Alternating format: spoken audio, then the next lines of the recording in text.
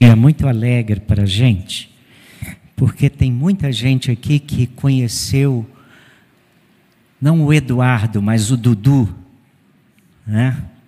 Já estou avacalhando, né, Dudu? É isso mesmo. Conheceu o Dudu, e quando a gente tem a alegria de ver um filho nosso na fé, que cresceu, amadureceu e Deus está usando, a gente fica muito alegre. Eu sempre fico pensando naquilo que o apóstolo João escreveu na sua segunda carta, quando no capítulo dela, só há um capítulo, no versículo 4 ele diz assim: muito me alegre por achar que alguns de teus filhos andam na verdade, assim como temos recebido o mandamento do Pai. E João estava alegre por constatar que filhos na fé estavam andando na verdade. E Eduardo está há alguns anos já, quantos anos? 12 anos. 12 anos morando em Campo Grande, Mato Grosso do Sul, onde é procurador. E ele correu aqui pelos nossos templos aqui, participou da campanha de construção aí. E para quem não sabe, Eduardo é filho do Valtinho, da Esther, neto da irmã Nair Portes, e toda uma turma grande aí, Portes, Guedes, tudo aí ligado à família de Eduardo. E ele hoje vai ser o nosso orador, está acompanhado da sua esposa, Cláudia, estão lá em cima, vou pedir que fique de pé. Cláudia, Pedro, Rafaela, e acho que Rafaela já foi dormir, mas a nossa alegria em ver essa família que está integrada lá em Campo Grande, numa igreja, e sendo bênção. Então nós vamos, com a graça de Deus, ouvir Eduardo. Que Deus abençoe você, Eduardo. Nossa alegria é muito grande. Vi você fazendo muita bagunça aqui, viu?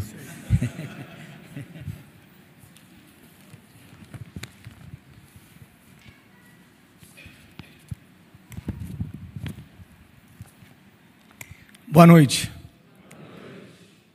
Hoje pela manhã, quando eu estava aqui olhando para o pastor Renato, vendo os cabelos brancos que ele tem, eu me lembrava do tanto de trabalho que eu já dei para ele. Então eu sou um dos responsáveis aí por uma parcela desses cabelos brancos aí do pastor Renato. Mas é uma alegria para mim muito grande estar aqui com vocês nessa noite, sendo apresentado pelo pastor Renato, que é um homem de Deus, uma pessoa que eu tenho como referência de liderança, que teve uma influência muito grande na minha vida, e quis Deus, pela sua soberana vontade, que eu viesse a me converter efetivamente alguns anos depois de ter ido embora daqui de Teresópolis. Mas muito do que eu aprendi aqui nessa igreja, através dos ensinamentos do pastor Renato, de toda a liderança da igreja, foram de grande relevância na minha vida.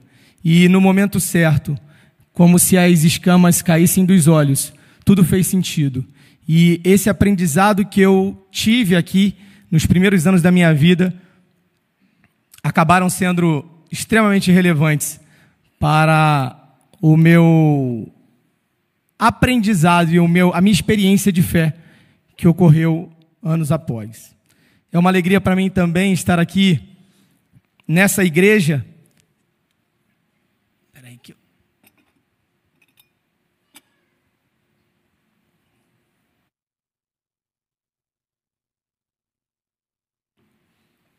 Nessa igreja que já tem algum tempo, quase 2 anos que eu não venho aqui, e muitas pessoas diferentes, né? Se por um lado eu encontro pessoas queridas de longo tempo, de longa data, também vejo muitos rostos diferentes.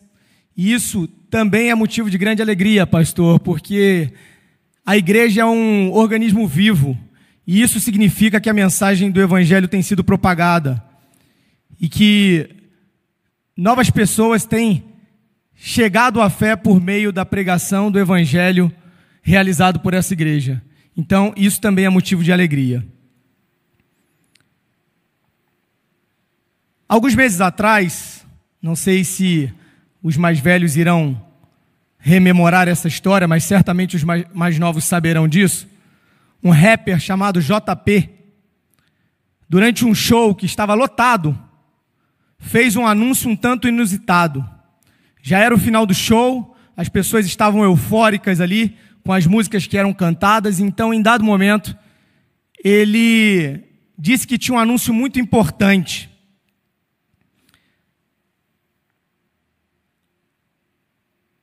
Ele carregava consigo um vazio no seu coração, que por aqueles dias havia sido preenchido. E diante dessa situação, algo deveria acontecer. E ele havia decidido que a vida dele mudaria, que ele não mais cantaria aquelas músicas, que um novo rumo para a sua vida nasceria ali. E as pessoas ficaram um pouco atônitas olhando para ele. Então ele vai ao final do palco, pega um cartaz, se volta para o público, que aguardava ansioso por aquilo que ele faria. Então ele levanta aquele cartaz e estava escrito ali: vivo não mais eu, Cristo vive em mim. E então ele disse que aquele seria o seu último show, e que daquele dia em diante, ele gastaria a sua vida em adoração a Deus. E é um pouco sobre isso que eu quero compartilhar com vocês nessa noite. Acompanhe comigo a leitura no texto de Mateus, capítulo 22, versículos 34 a 40. Mateus, versículo 34, até 40.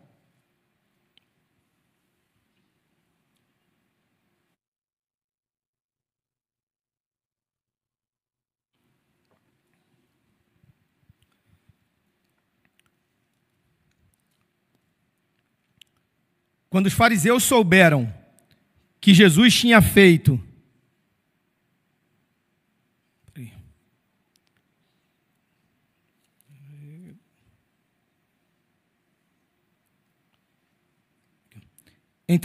eu vou ler na versão da NAA. Entretanto, os fariseus, sabendo que Jesus havia silenciado os saduceus, reuniram-se em conselho. E um deles, intérprete da lei, querendo pôr Jesus à prova, perguntou-lhe: Mestre, qual é o grande mandamento na lei? E Jesus respondeu: Ame o Senhor seu Deus de todo o seu coração, de toda a sua alma e de todo o seu entendimento. Esse é o grande e primeiro mandamento. E o segundo, semelhante a este, é: ame o seu próximo como você ama a si mesmo. Destes dois mandamentos dependem toda a lei e os profetas. Quando olhamos para esse texto, vemos que algumas linhas atrás, os saduceus questionavam Jesus sobre a ressurreição. Para quem não sabe, os saduceus não acreditavam na ressurreição. Então eles provocaram Jesus com alguns questionamentos que foram respondidos, e na sequência aparece esse mestre da lei, representante dos fariseus, e lhe questiona: qual é o grande mandamento, mestre? Afinal, havia um debate intenso naqueles tempos acerca de qual era o principal dentre os 613 preceitos da lei. Quando olhamos lá para o Pentateuco, vemos que há 365 preceitos negativos e 248 positivos. E havia um intenso debate sobre qual deles seria o maior de todos.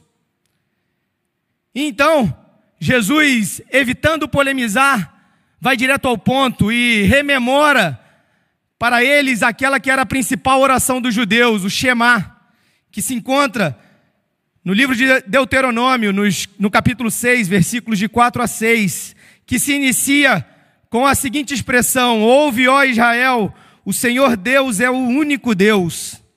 E ouvir aqui tem um sentido claro de ouvir, de compreender, de obedecer. E evidentemente ele vai naquele ponto, que era um ponto sensível aos judeus, que oravam pelo menos 2 vezes essa oração. rememorando a importância de uma entrega genuína, profunda, integral, de total adoração a Deus. Quando olhamos de Gênesis 3,15 até o final do livro de Apocalipse, vemos Jesus como o Redentor da humanidade, o Resgatador, o Rei dos Reis e Senhor dos Senhores, Santo, poderoso, eterno, imutável, Leão da tribo de Judá, o nosso mediador, aquele que era, que é e que há de vir para julgar os povos e inaugurar novos céus e nova terra. No capítulo 18 do livro do Evangelho de João, há a narrativa da conversa travada entre Pilatos e Jesus, quando Jesus é então entregue pelos judeus, está na iminência de ser crucificado. E os judeus têm de levar Jesus até Pilatos porque não tinham autoridade para decretar a pena capital. Então, em razão disso, eles apresentam Jesus a Pilatos, o representante do governo romano, querendo que Jesus fosse levado à morte. E Pilatos começa a fazer uma série de questionamentos a Jesus. E ao final ele pergunta: o que é verdade, Jesus? O que é a verdade? E Jesus então fica em silêncio. A verdade estava diante dos olhos de Pilatos. A verdade é uma pessoa. A verdade é Jesus. E é esse Jesus que aponta para o maior de todos os mandamentos: amar a Deus de todo o seu coração, de toda a sua alma, de todo o seu entendimento. Mas a pergunta que eu te faço nessa noite é: como podemos amar a Deus nos nossos dias triviais? Quando chega a segunda-feira, como nos relacionamos verdadeiramente com esse Deus, o Eterno? É fato que nós gostamos de grandes eventos, de situações extraordinárias. No domingo, normalmente nos arrumamos e então vimos para a igreja. É um ajuntamento de pessoas, é um evento extraordinário na nossa semana. Mas a pergunta que eu te faço é: como você se relaciona com Deus na segunda-feira?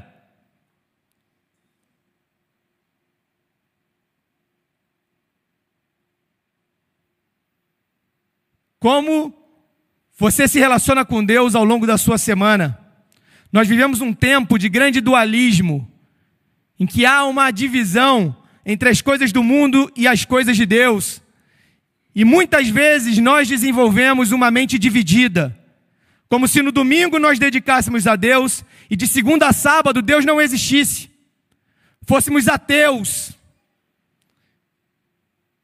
vivêssemos segundo os padrões desse mundo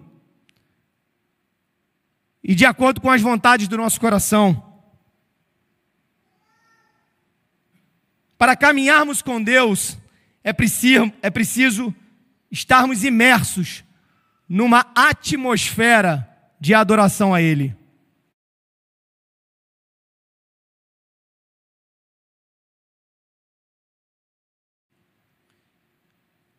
E para isso, há pelo menos 3 questões que eu gostaria de refletir com vocês nessa noite.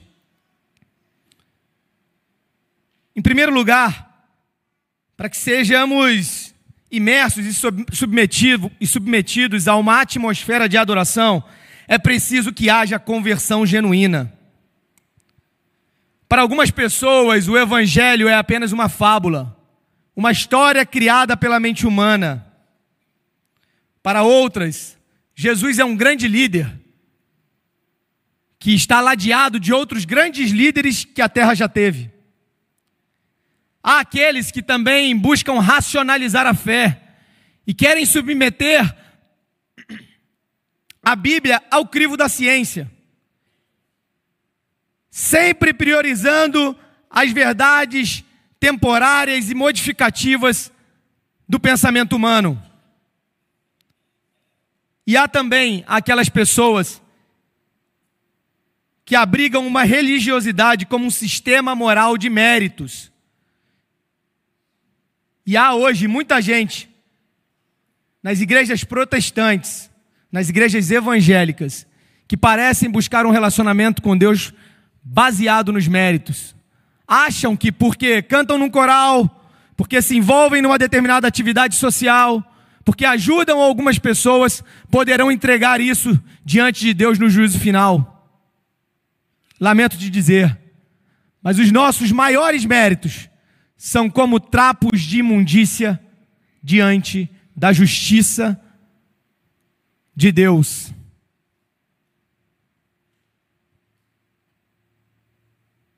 É somente a graça de Jesus, materializada no sacrifício da cruz, pelos méritos dele, que pode nos alcançar e nos levar à salvação. Isso me faz lembrar da história do jovem rico, que está lá, descrita no livro de Mateus, capítulo 19, versículos 16 a 21. Consta lá que certo dia um jovem abastado aproximou-se de Jesus com uma pergunta sincera e inquietante. Bom mestre, que farei para herdar a vida eterna? Jesus então, percebendo o seu coração, respondeu, lembrando-lhe dos mandamentos: não matarás, não adulterarás, não furtarás, honra teu pai e tua mãe.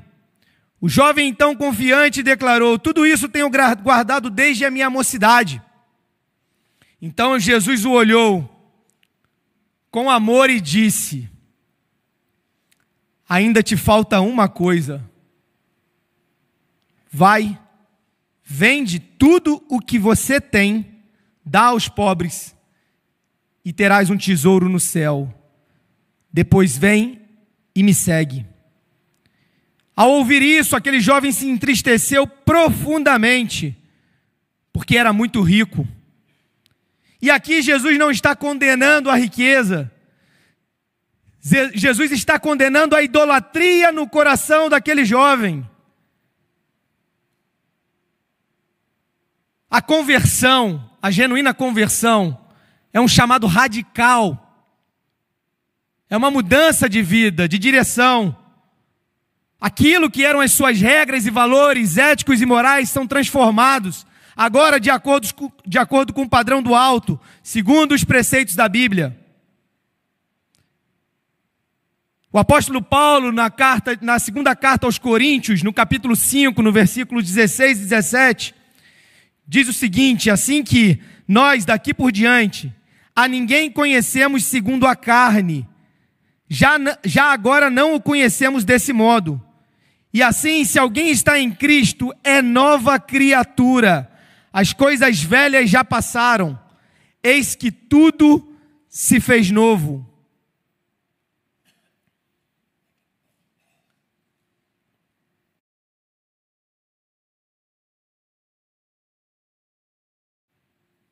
Ou Jesus governa todas as áreas da sua vida, ou Ele não é o seu Deus. Mas o Evangelho nos mostra que há pelo menos duas boas notícias para nós. A primeira delas é que Deus não rejeita um coração quebrantado e contrito. Davi exclama isso no Salmo 51, que é uma verdadeira descrição do coração de Davi diante do seu pecado em razão do seu envolvimento com Betseba. E aquele relacionamento ilegal, ilícito, trouxe uma série de consequências que desgraçaram e atingiram sobremaneira a vida de Davi e a vida da sua descendência. Mas ainda assim, Davi, quando é confrontado pelo profeta Natã, cai-se de joelhos, se humilha na presença de Deus, reconhece o seu pecado, descreve o seu pecado, destrincha o seu pecado.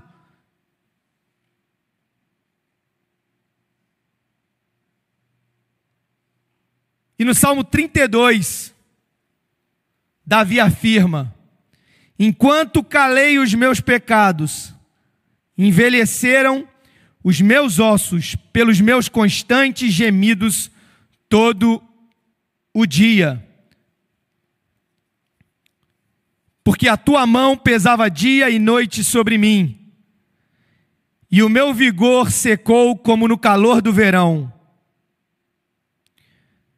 Confessei-te o meu pecado, e a minha iniquidade não mais ocultei. Eu disse: confessarei ao Senhor as minhas transgressões, e tu perdoaste a iniquidade do meu pecado. Portanto, se você se reconhece pecador, humilhe-se na presença de Deus. Se você deseja verdadeiramente ter uma experiência genuína com o Senhor, humilhe-se na presença de Deus. Dê nome aos seus pecados. A gente tem o costume de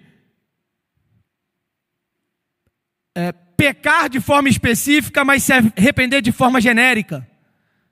Deus perdoa os meus pecados, mas nós devemos colocar nominalmente cada um dos nossos pecados diante de Deus, porque isso quebra o nosso orgulho.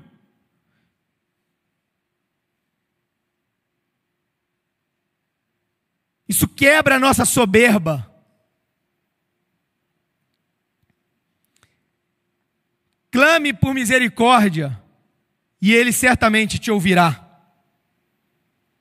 Em segundo lugar, não há área da sua vida que Cristo não possa consertar. Se porventura você chegou aqui nessa noite, e embora você desesperadamente deseje uma experiência com Deus, quando você olha para si, parece que você tem vergonha do grau dos seus pecados. Você olha para você e você fala: mas eu reiteradamente tenho cometido os mesmos erros, os mesmos pecados. Eu quero te dizer que não há vício que Deus não possa curar, não há pecado que Ele não possa perdoar. Deus é soberano e misericordioso em graça. Nos tempos atuais nós temos vivido uma série de problemas silenciosos que também atingem muitas das pessoas que estão aqui sentadas nos bancos das igrejas, em Teresópolis, no Rio de Janeiro, no Brasil e no mundo. Há um número inimaginável de pessoas que têm mergulhado na pornografia e que não conseguem sair desse vício e que não têm coragem de buscar apoio porque se envergonham disso. Há pessoas que têm se entregue a relacionamentos ilícitos, a traições, de forma oculta, sorrateira, achando que pode esconder isso do cônjuge, dos familiares, como se Deus não soubesse dessas coisas. Há aquelas pessoas que ainda hoje frequentam as igrejas, mas que são escravas do dinheiro, que de segunda a sábado vivem pensando dia e noite no próprio pão, no dinheiro, na riqueza, naquilo que pode conquistar, colocando o dinheiro à frente do seu Deus.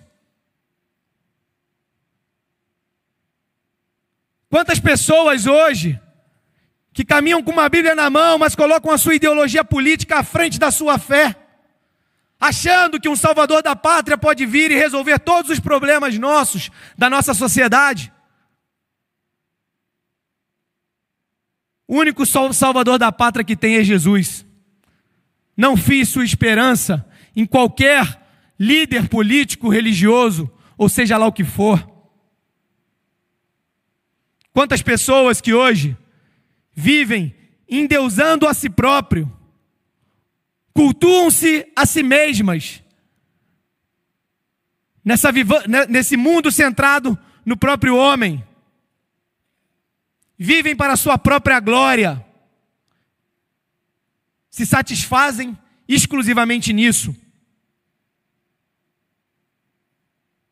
Se esse é o seu caso, Se você consegue compreender que você precisa de Cristo, arrependa-se.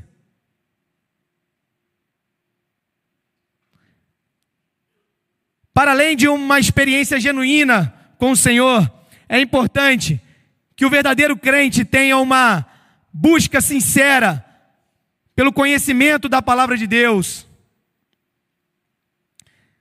O crente verdadeiro, ele ama a palavra de Deus. Ele mergulha no conhecimento das histórias que aqui estão. Ele deseja conhecer mais e mais cada detalhe, cada vírgula, cada personagem que está aqui retratado.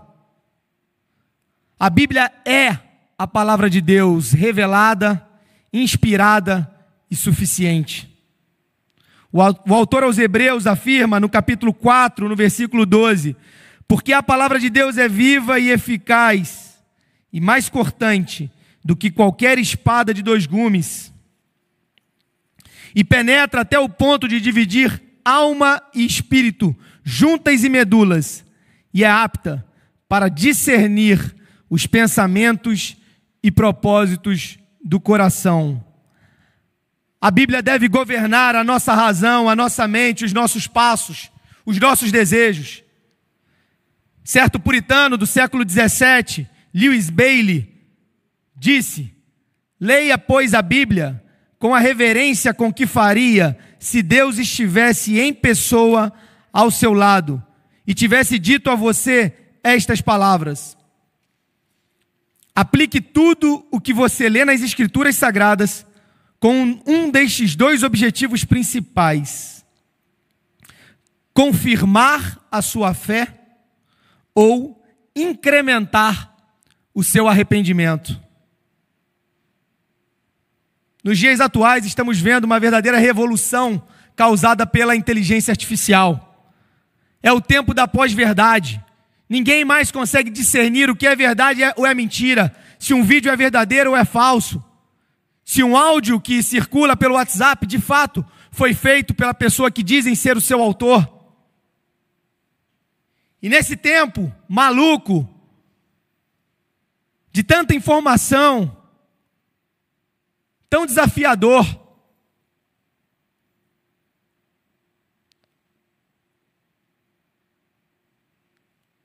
olhamos para a palavra de Deus como algo absoluto, como uma verdade inquestionável. Jesus anunciou, e isso está retratado lá no capítulo 24 do livro de Mateus: os céus e a terra passarão, mas as minhas palavras jamais passarão. Portanto, é dever nosso, enquanto cristãos, conhecer a palavra de Deus, sem intermediários. É muito comum nós querermos conhecer as histórias de Deus através da pregação do pastor. Hoje há séries no YouTube, em outras mídias sociais, por meio das quais é possível ter acesso a histórias bíblicas. Há desenhos que retratam para as crianças histórias bíblicas, e tudo isso é muito útil. Mas isso é como leite. O cristão precisa se debruçar sobre a palavra de Deus, sem intermediários. É claro que os ensinamentos aqui feitos na igreja, domingo a domingo pelo pastor, são extremamente relevantes. São instrumentos usados por Deus para atingir o seu povo, para comunicar com o seu povo. Mas para além disso, devemos buscar alimento sólido. E o único local onde você encontra alimento sólido para a sua alma é aqui na palavra de Deus.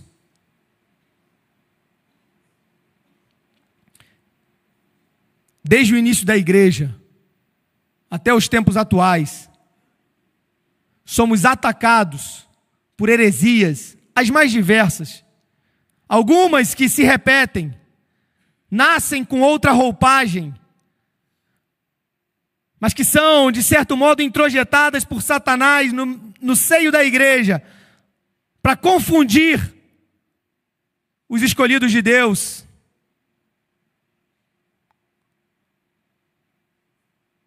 No século XIX, surgiu aquilo que denominamos o liberalismo teológico, que nasceu na Europa, precisamente na Alemanha, e que invadiu a Europa e que avançou por todos os cantos da terra. Uma ideia que tenta harmonizar o cristianismo, a razão humana e a cultura moderna. Parte da experiência humana, tentando submeter a Bíblia ao filtro da ciência e da razão humana. Os teólogos liberais mantêm uma linguagem cristã, mas mudam, na essência, os seus significados. Entre as ideias mais marcantes do liberalismo teológico estão a negação da inspiração literal da Bíblia.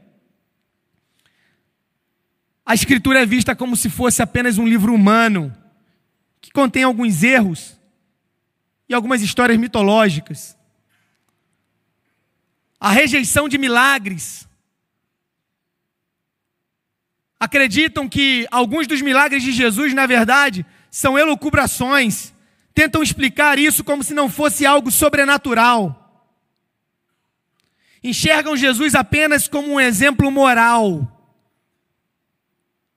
E não como o Filho de Deus vivo, o Salvador, o Redentor. Aquele que é capaz de dar vida eterna a pessoas miseráveis como eu. Enxergam a salvação sem a cruz de Cristo, como se fosse possível alcançá-la por meio do progresso moral. Enfatizam uma percepção humanista, em que o homem é visto essencialmente como bom, e o pecado é minimizado e colocado numa escala de problemas psicológicos. Em resumo, o liberalismo teológico substitui a revelação pela razão e a fé em Cristo pela experiência religiosa subjetiva. Nega verdades fundamentais da fé cristã, a inerrância e a autoridade da Bíblia, a divindade de Cristo, a realidade do pecado e a necessidade da cruz, a ressurreição literal de Jesus e a salvação unicamente pela graça mediante a fé. Esvazia, portanto, o conteúdo do Evangelho. E é esse tipo de ideia que nasceu lá no século XIX, que invadiu e tem varrido tantas igrejas, Europa fora. Hoje em dia, muitas igrejas surgidas nos Estados Unidos foram alcançadas por essas ideias e foram transformadas. Pregam hoje um evangelho moral que de Cristo não tem nada.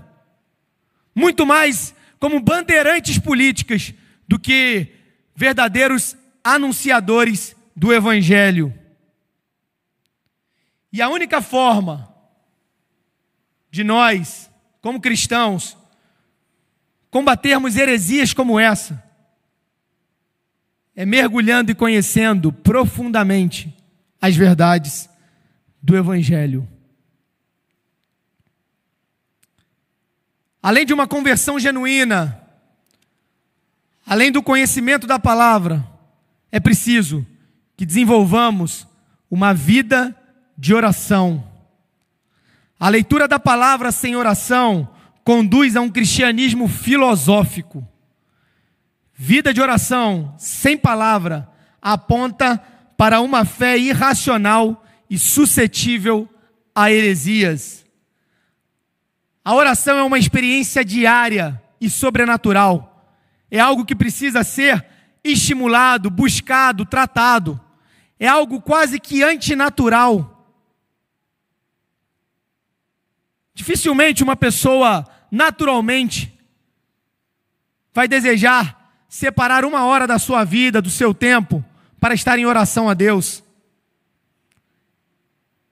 Isso é um exercício que precisa ser cultivado.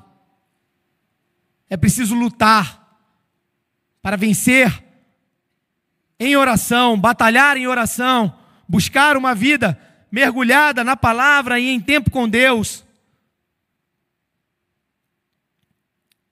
Richard Foster, o autor do livro Celebrando a Disciplina, que eu gosto muito e recomendo, inclusive, afirma que a meditação introduz-nos à vida interior. O jejum é um meio que a acompanha. O estudo transforma a mente, mas é a disciplina da oração que nos leva ao agir mais profundo e elevado do espírito humano. A oração verdadeira cria vida. A oração verdadeira muda a vida. E William Carey arremata: a oração secreta, fervorosa, confiante, está na raiz de toda santidade pessoal.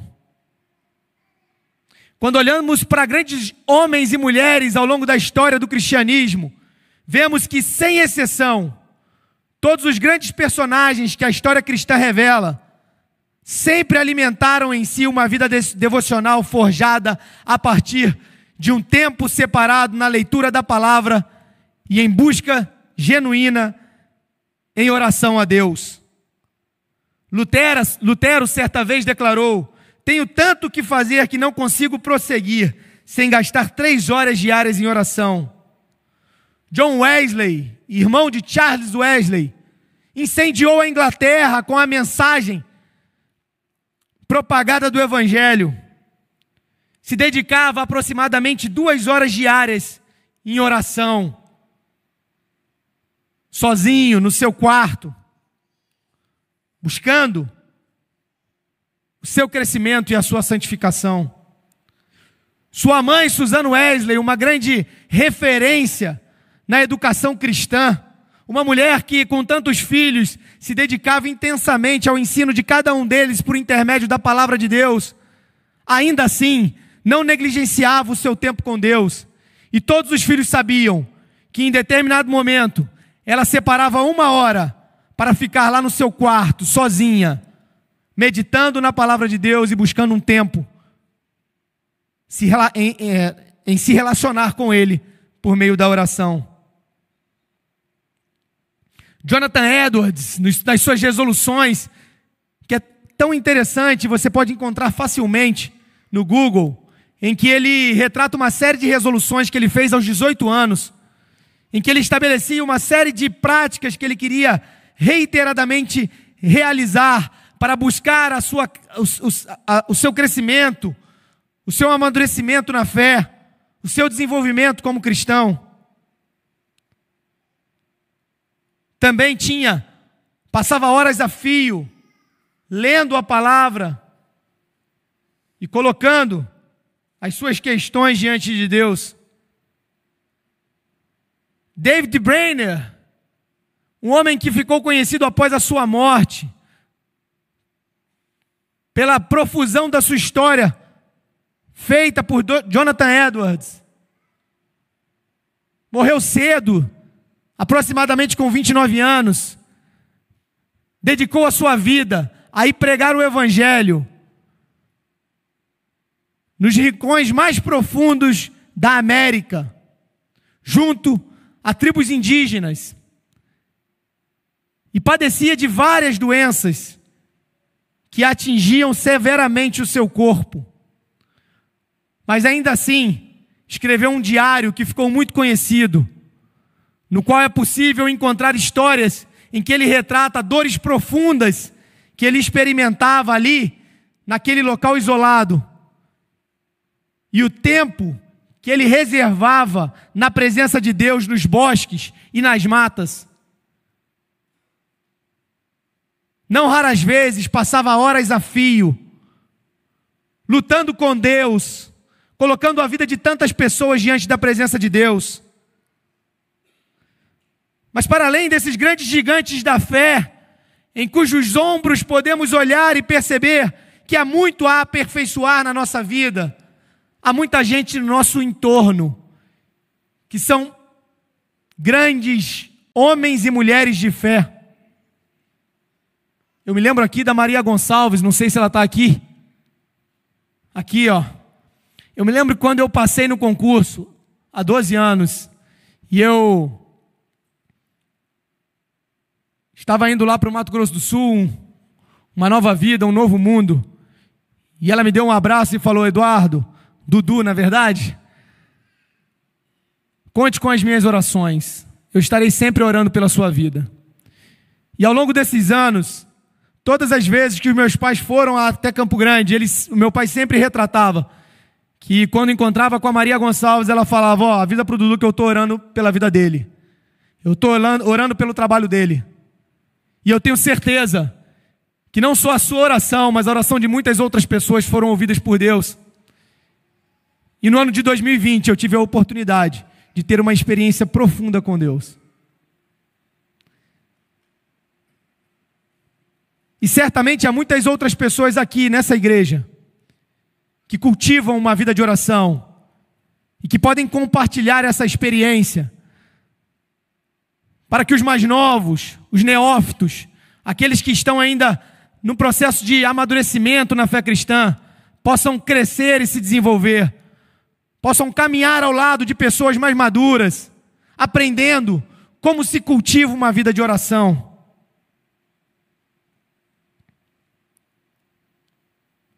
É importante que nós estimulemos pequenos grupos. Hoje ainda conversava com o Tiago sobre a importância das células e pequenos grupos na igreja.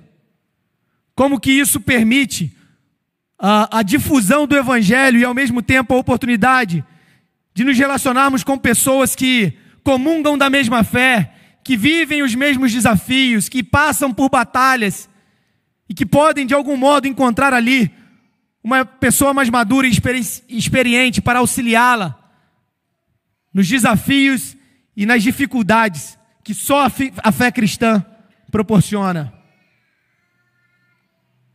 Portanto, é importante que conheçamos o que a Bíblia fala sobre oração. Há pelo menos 650 referências acerca da oração nos inúmeros textos da Bíblia. E nós precisamos conhecer isso. Há tipos de oração diferente. Oração de confissão, oração de adoração, petições de modo geral, intercessão por outras pessoas e orações de lamento, em que a gente mergulha o nosso coração na presença de Deus.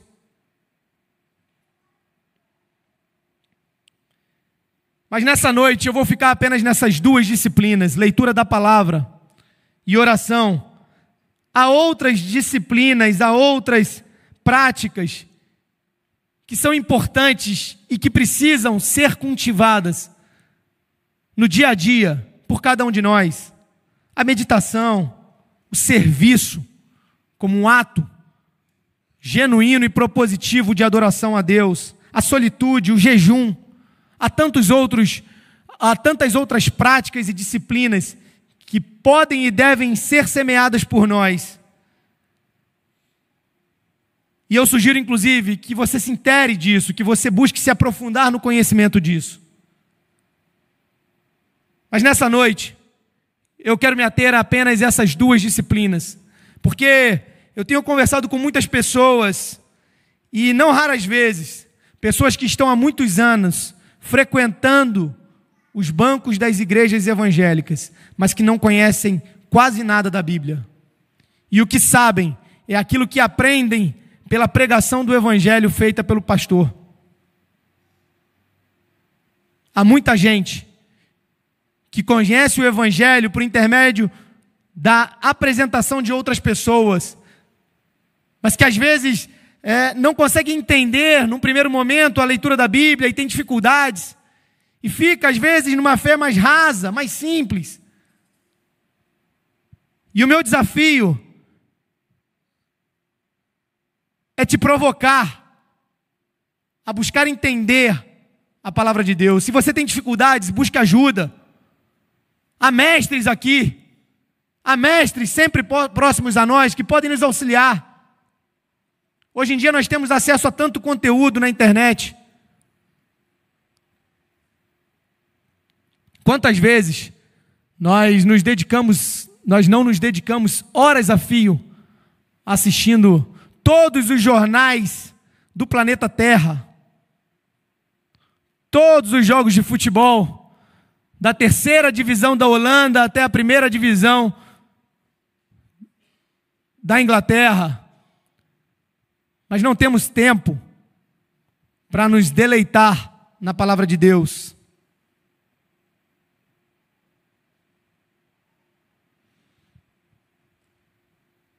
Diante disso, a pergunta que eu te faço é: quem é o seu Deus?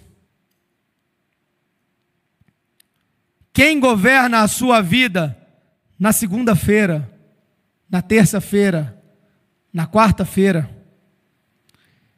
Quem controla as suas vontades e os seus prazeres quando ninguém te vê? O homem natural é diferente do crente regenerado.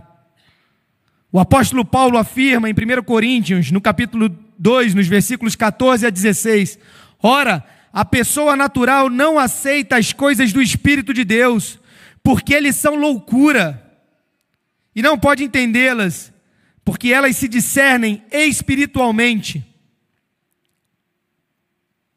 Mas a pessoa espiritual julga todas as coisas, mas ela mesma não é julgada por ninguém, pois quem conheceu a mente do Senhor para que o possa instruir? Mas nós temos a mente de Cristo.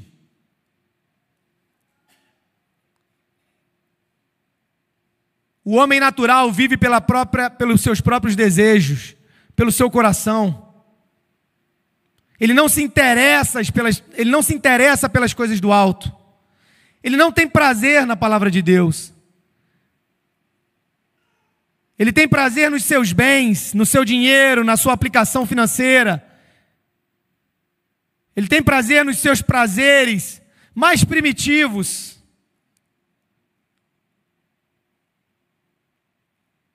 Ele é rebelde à palavra de Deus.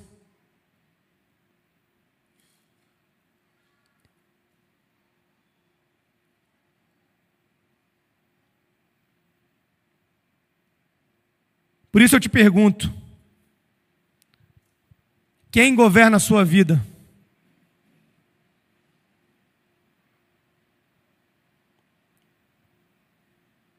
Quem está no centro do seu coração? O nosso coração é uma fábrica de ídolos.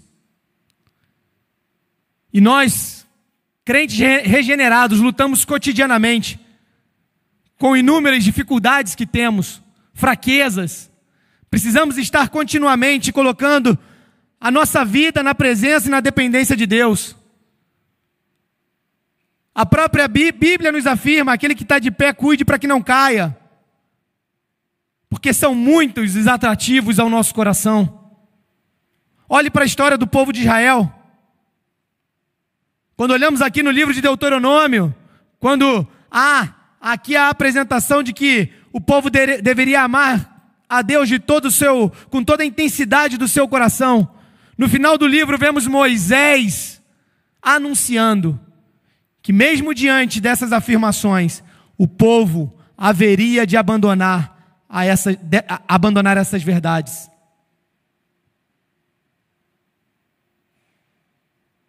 Nós somos assim, como o povo de Israel. Precisamos estar sendo confrontados diariamente pelas verdades eternas apresentadas na sua palavra.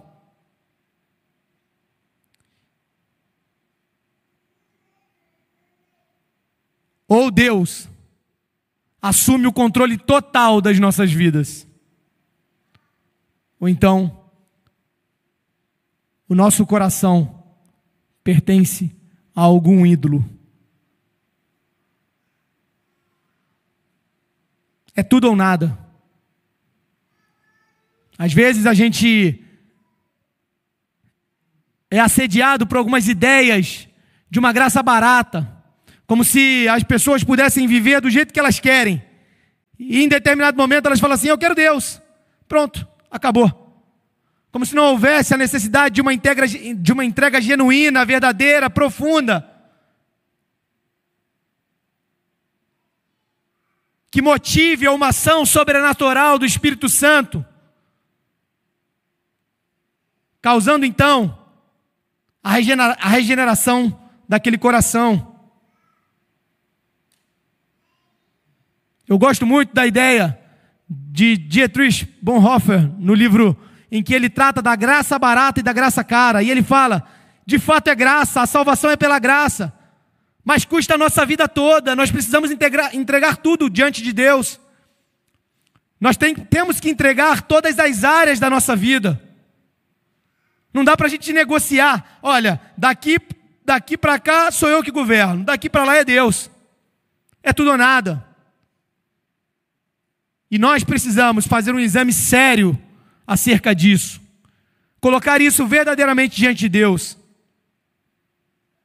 Porque às vezes há pessoas que sinceramente desejam uma transformação, mas estão escravas de vícios, de pecados, pecados de estimação, que são acumulados ao longo dos tempos.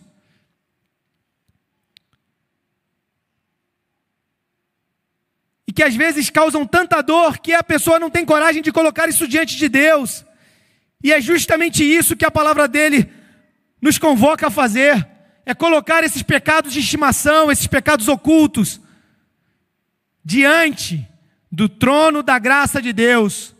É nos humilhando, colocando a nossa soberba de lado, entregando o nosso orgulho diante da presença de Deus, que então Ele pode transformar verdadeiramente as nossas vidas.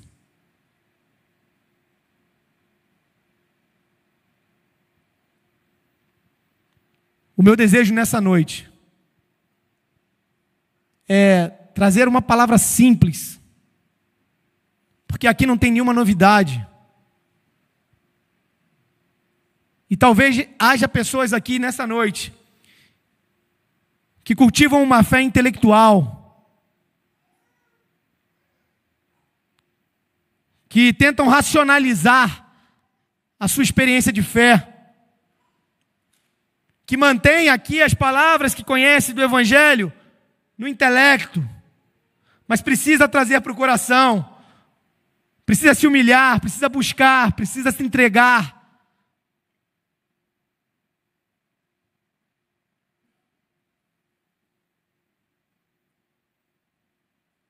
E se esse é o seu caso, coloque-se verdadeiramente diante de Deus. Se arrependa dos seus pecados. Dê nome a cada um deles. Não os oculte diante da presença de Deus. Lute com Deus, assim como Jacó fez. Lute com Deus, clamando pela transformação da sua vida, ou pela transformação de alguma área específica da sua vida. Busca crescer e amadurecer na fé. Porque Deus gosta de usar pessoas quebradas como eu e você. Pessoas simples, limitadas, fracas, frágeis. São essas pessoas que Ele é expert em transformar.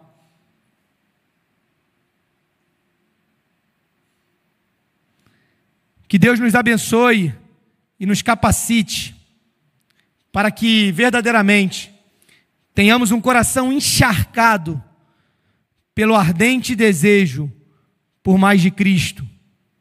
Afinal, nada é mais precioso do que estar na presença do Senhor. Vamos orar? Deus, nós te agradecemos, Pai, pela oportunidade que temos, Pai, de livremente anunciar as verdades eternas, imutáveis, profundas da sua palavra. Pai, esta igreja tem sido uma agência que anuncia o teu evangelho com intrepidez, com responsabilidade, Pai. E nós te agradecemos, Pai, porque mesmo nesse mundo tão dominado pela maldade, pelo pecado, há homens e mulheres que não se curvam a Baal e que têm se levantado em defesa da tua palavra. Ajuda-nos, Pai, a sermos instrumentos nas tuas mãos, mesmo com as nossas limitações, com as nossas dificuldades, com as nossas falhas, Pai, a fim de que possamos ser bandeirantes do teu evangelho, Pai, a fim de que possamos levar adiante a mensagem eterna do seu reino, Pai. Nesses tempos tão difíceis que temos vivido, Pai, um tempo em que muita gente já não sabe discernir o que é verdade ou mentira, Pai, nós temos a certeza que a verdade é uma pessoa, é Cristo. É Cristo em nós. E nós queremos, Pai, nos colocar diante do Senhor como instrumentos, Pai, para que esse evangelho alcance mentes e corações que o Senhor deseja alcançar, Pai. Pai, que possamos, Pai, anunciar essa palavra, Pai, principalmente pela maneira como vivemos, Pai, e se necessário, por meio de palavras, Pai. Ajuda-nos, Pai, a fim de que possamos ser uma Bíblia aberta na maneira como vivemos, de modo a impactar as pessoas ao nosso redor. E se há aqui, Pai, pessoas que precisam de uma experiência com o Senhor, talvez haja aqui pessoas, Pai, que há muito tempo têm frequentado essa igreja, mas que cultiva determinadas áreas, Pai, como sendo separadas do Senhor. Se há pessoas aqui, Pai, que têm resistido à tua palavra, quebra esses corações, Pai. Transforma essas vidas, Pai, e usa-as segundo o teu soberano propósito. Pai, nós te agradecemos, Pai, porque o Senhor nos tem dado vida e o Senhor nos tem dado a oportunidade de vivermos diante da tua presença, Pai. Pai, que se há alguém aqui que ainda não viveu essa experiência, Pai, que essa pessoa entenda, Pai, que de fato é extremamente prazeroso conhecer e prosseguir em te conhecer, Pai. Ajuda-nos, Pai, a caminharmos no Senhor, de acordo com aquilo que o Senhor estabeleceu para nós. Quando formos fracos, Pai, nos fortalece, Pai, para que possamos efetivamente obedecer a tua palavra. Esse é o desejo do nosso coração. Em nome de Jesus, amém.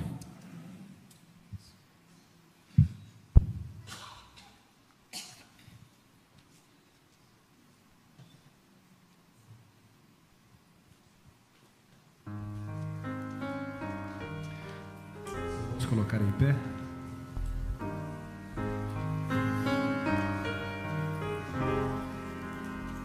Cantemos. Venho a ti, Jesus, quero renovar meu ser.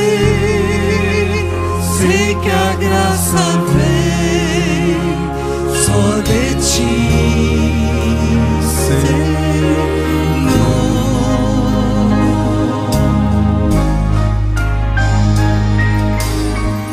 Eu descobri, ó Deus, que tudo que é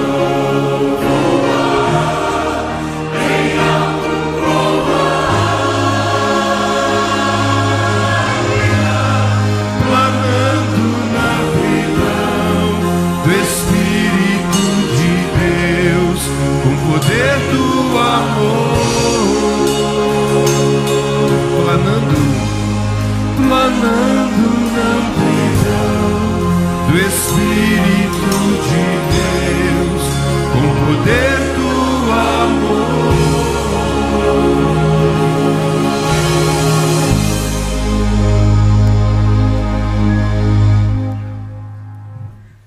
Muito obrigado, Eduardo. Fiquei pensando no seu avô.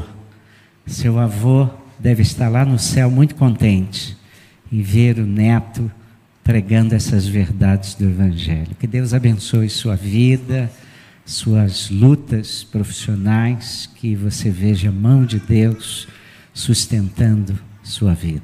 Houve um tempo que nós estivemos aqui orando intensamente por você, por algumas causas que você estava enfrentando.